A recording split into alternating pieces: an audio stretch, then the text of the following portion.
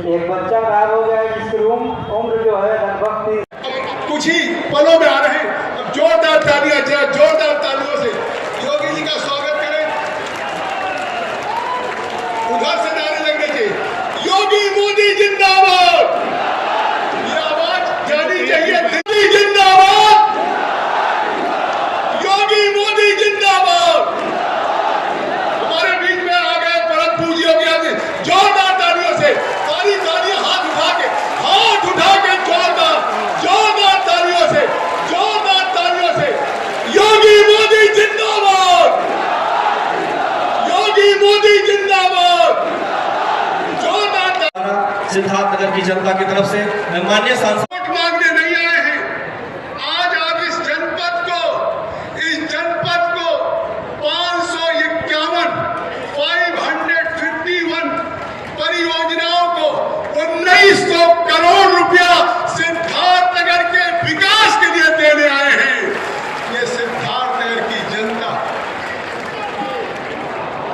की घोषणा के पहले जो हमने सिद्धार्थनगर में चाहे 66 हमने जो पुल दिए हैं, सड़क दिए हैं, जिसकी लागत 174 करोड़ है, उसको हम सिद्धार्थनगर के बीच में लोकार्पण करने का काम कर रहे हैं।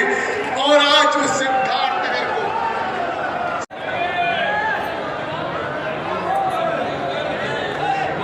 आपकी जोरदार तालियां, बहुत बहुत बधाई। हमारी साक्षी स्मार्टफोन,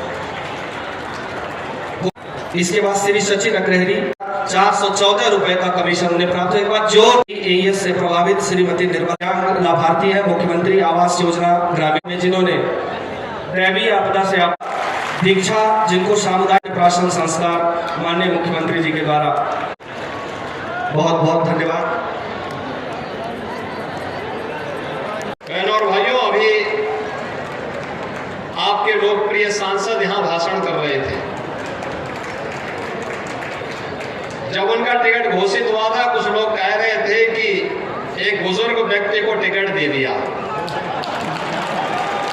लेकिन जब वो भाषण कर रहे थे तो ऐसा लगता था कोई 40 साल का नौजवान बोल रहा हो।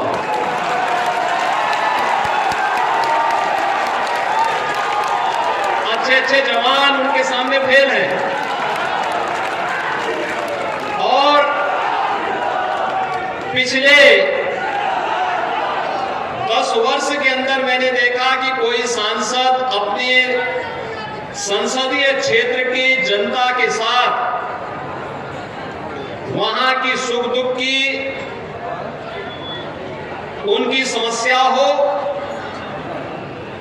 विकास से जुड़ी हुई कोई समस्या या आपदा से संबंधित कोई समस्या,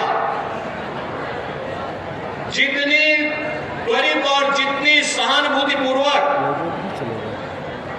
वे यहाँ के गरीबों के साथ, गांवों के साथ जुड़े हुए हैं, अन्य इस प्रकार का जन सांसद मिलना बहुत कठिन है। और मैं इसके लिए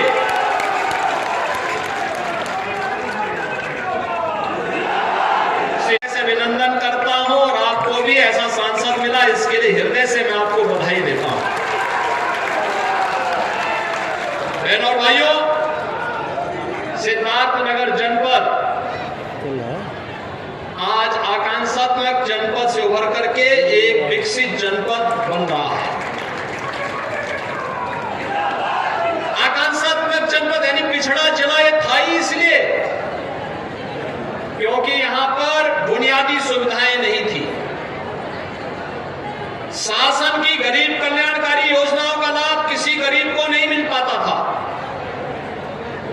शिक्षा और स्वास्थ्य में पिछड़ा था, रोजगार नहीं था, कृषि और जल संसाधन की स्थिति अत्यंत खराब थी, उद्योग धंधे ना के बराबर थे, और एक तरफ माफिया गरीब के हक को हड़पता था और दूसरी तरफ मच्छर यहां के नौजवानी को बचपन में ही निकल जाता था। इंसेफ्लाइटिस से सबसे अधिक पीड़ित कोई जनपद था, उनमें से सिद्धार्थनगर जनपद भी एक था। मैंने अपनी आंखों से पिछले 30 वर्ष के अंदर हजारों बच्चों को इंसेफ्लाइटिस की महामारी से काल कलवित होते हुए देखा है। मोदी जी ने 10 वर्ष के कार्यकाल में जो भारत दुनिया की 11वीं बड़ी अर्थव्यवस्था के रूप में जाना जाता था, 11वें नंबर पर हमारा स्थान था, मोदी जी के यशस्वी नेतृत्व में वह भारत आज 5वीं बड़ी अर्थव्यवस्था बना है। और मोदी जी को तीसरा कार्यकाल दीजिए, तीसरे कार्यकाल में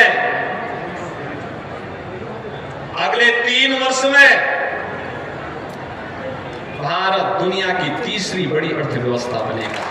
तीसरी बड़ी अर्थव्यवस्था का मतलब आप जानते हैं, प्रति व्यक्ति आय में कई बढ़ोतरी होगी, देश की जीडीपी बढ़ेगी तो प्रदेशों की भी और जनपदों की भी इनकम बढ़ेगी, और भी विकास के कार्य आएंगे, हर घर में खुशहाली लाएंगे। ये विकसित भारत की परिकल्पना को साकार और मूर्त रूप देने के लिए पूरे देश से एक ही आवाज आ रही है। 2024 की एक ही आवाज है, एक ही स्वर है पूरे देश से कि फिर एक बार ये सिद्धार्थ नगर की आवाज नहीं है, सिद्धार्थ नगर की आवाज में बोलो, फिर एक बार मोदी सरकार। और यहाँ के जनमानस के उत्थान है सदैव संकल्पित रहने वाले हमारे जनप्रिय लोकप्रिय माननीय मुख्यमंत्री महोदय यहाँ पधार कर जनपद के विकास को परियोजनाओं की इतनी बड़ी सौगात देने के लिए हम पूरे जनपदवासी आपके आभारी हैं। एक बार फिर से आपका बहुत बहुत धन्यवाद, बहुत बहुत आभार।